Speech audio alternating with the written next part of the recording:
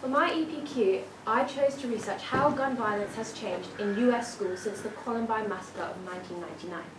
I chose this topic in early September. I then went on to complete a time plan through a Gantt chart and a timeline. In early December and January, I conducted my primary research through interviews. I then went on to complete my secondary research through reading scholarly articles, news articles, websites, and by watching documentaries. I then compiled this research and wrote my dissertation, and now I've made my presentation and I will go on to submit my project. But why did I choose this topic? Well, I chose this topic as I have a general interest in politics and history. I also believe this is a modern and current day issue that impacts people of my own age. It also relates to my A-level subjects of history, philosophy, and the political side of geography. My aims for this project were to develop my project management and evaluation skills through ensuring all of my research was credible, reliable, and took a centrist approach to the issue. I also wanted to understand the issue of gun violence and also what influenced or caused this.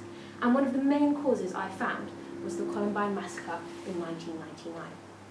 Now, in 1999, 2 teenagers started a rampage at their school in Littleton, Colorado, and a new script was written. This script changed the way that the world saw gun violence and gun safety in schools. This script is known as the Columbine effect. The Columbine effect is the inspiration or motivation that the Columbine massacre acts for those people wanting to commit their own acts of violence. There have been 74 known copycat cases, 53 of which were successfully thwarted by law enforcement, but 21 of which were carried out as mass shootings. These include the Virginia Tech massacre in 2007, the Sandy Hook massacre in 2012, and the Parkland massacre in 2018, to name a few. Now, since Columbine in 1999, the frequency of school shootings has dramatically increased. And from the first ever documented school shooting, the Enoch Brown massacre in 1764, to the day before Columbine, the 19th of April 1999, in a 234-year period, there were 389 accounts of a gun being fired on a school campus with or without fatalities.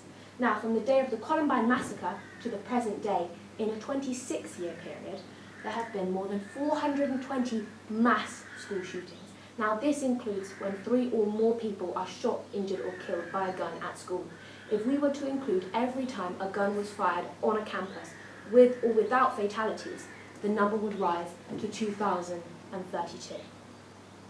Since the Columbine massacre, 390,000 children have directly experienced gunfire at their school, 43,000 alone in 2022.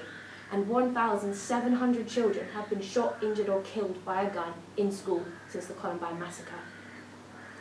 But was Columbine the only reason for this change? Well, no, I don't think so. I found 4 other main factors that influenced this: social media, mental health, and COVID-19.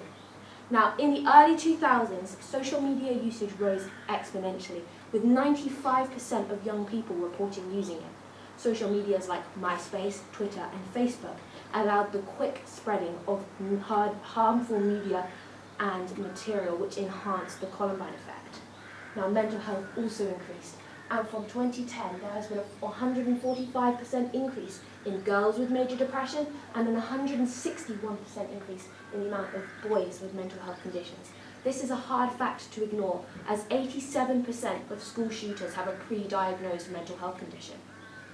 The COVID-19 pandemic in 2020 increased both the impacts of social media and mental health, as not only did social media usage rise hugely, as you can see, the 2020 and 2021 lines are much higher than any previous year, and you can also see the increase in mental health issues following 2020.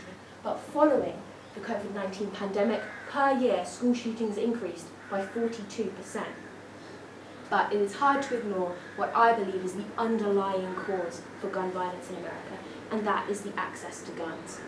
There are 340 million people living in America, but there are 398 million guns. So there are more guns than people in America. And it's estimated that 5 million children live in a house where a gun is unlocked and easily accessible.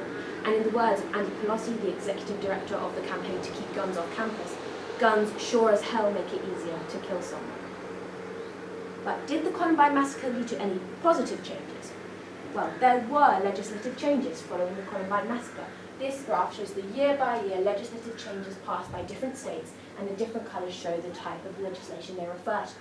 Now, the major changes to legislation following Columbine increased the implementation of active shooter drills as well as metal detectors in schools. However, I would argue that the major changes didn't occur until much later after other shootings, such as the December 2012 Sandy Hook massacre and the 2018 Parkland massacre, where we also see a shift in the type of legislation that was passed, as there's a focus on internal building protection as well as mental health, instead of just security and preparedness.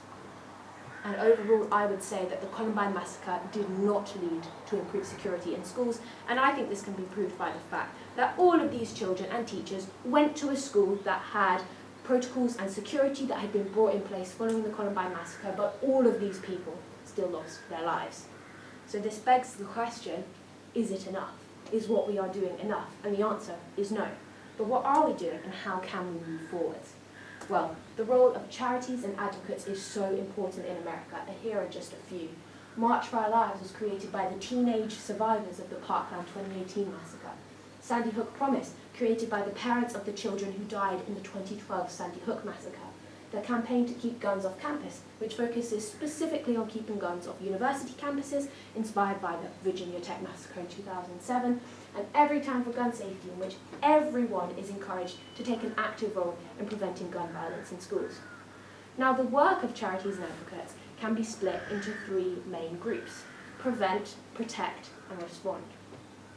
Sandy Hook is working to prevent school shootings through programs such as their Start with Hello Week, in which children are encouraged to talk to their classmates as well as their teacher to encourage positive relationships to ensure no child grows up alone.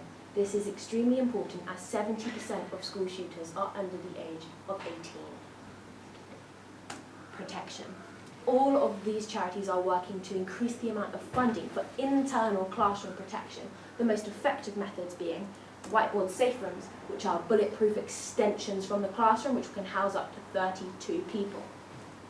Bulletproof glass or one-sided glass, which allows a teacher to see out but a shooter to not see or shoot into a classroom. Automatic locking doors. Bulletproof backpacks, which are expensive but can save lives. And escape routes. And finally, response. The response time is just not quick enough. This can be seen in the Uvalde shooting in 2022, where more than 300 law enforcement officers stood outside a school for more than an hour while more than 20 children were shot and killed. The average response time from law enforcement is 15 minutes, but a school shooting usually ends in less than 10. And it's estimated that 249 attacks have ended before the police even arrive, and they either end with a shooter leaving, committing suicide, or are stopped by a teacher or a student. These charities are working to improve the communication between law enforcement and schools to ensure that law enforcement can reach the scene quicker and therefore preserve more life. So overall, I've concluded that since Columbine, shootings are becoming more frequent and they are unfortunately becoming more deadlier. But Columbine is not the only reason for this change. Social media, mental health, COVID-19 and the access to guns have all led to this rise. But it's not all bad. Charities and advocates are making positive changes through raising awareness and fighting for legislative changes, and they are succeeding. Thinking back to my original aims, I did manage to strengthen my research and evaluation skills despite struggling to find credible and centralist media due to the range of right and left-wing media I found. I did manage to improve my project and time management skills and finished ahead of the time I originally planned. I also improved my subject knowledge and then went on to apply this to real case scenarios, trying to work out what America should be doing moving forwards to try and stop this issue. Thank you for listening. Do you have any questions? Yes. Given the current state of America right now, what do you think the future of gun violence in schools is going to look like? Well, I'm not feeling too positive about it. I think it's going to get worse.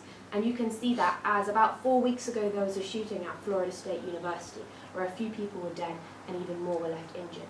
Now, a week after that shooting, the new president, President Trump, passed laws that allowed guns to be carried on university campuses in Florida. So that just shows how we're progressing, we're moving backwards. They're also changing laws to access to guns.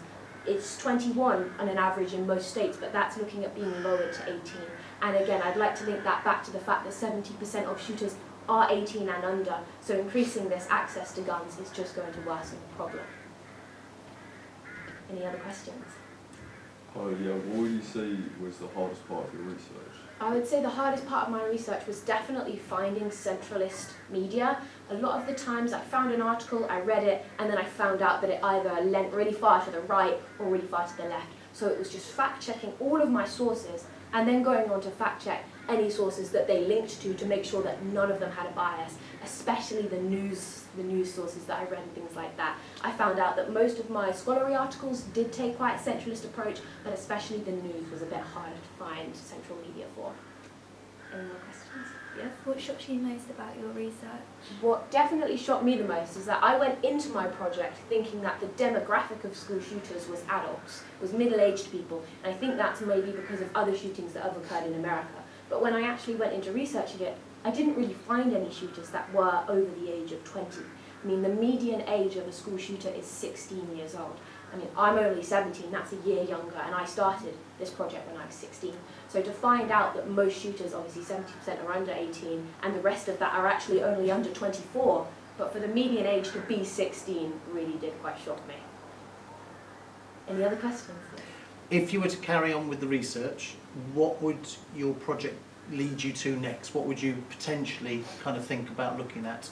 Well, I did a lot of research into specifically protection. So as I spoke about prevent, protect, respond, I did a lot of research into protection. And I think that's something that I would definitely take away and move forwards, because I found lots of really successful methods. But it's a bit deeper than just finding methods that look like they work. You have to apply them to real life scenarios. You have to work out if they're cost effective.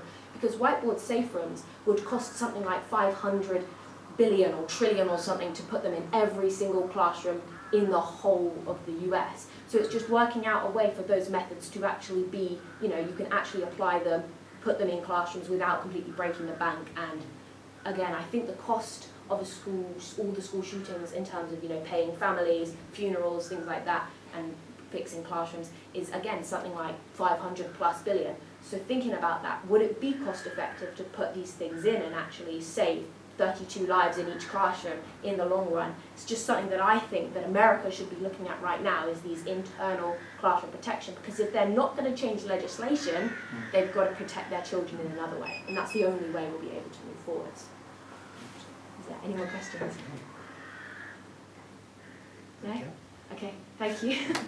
Well done, well done, well done.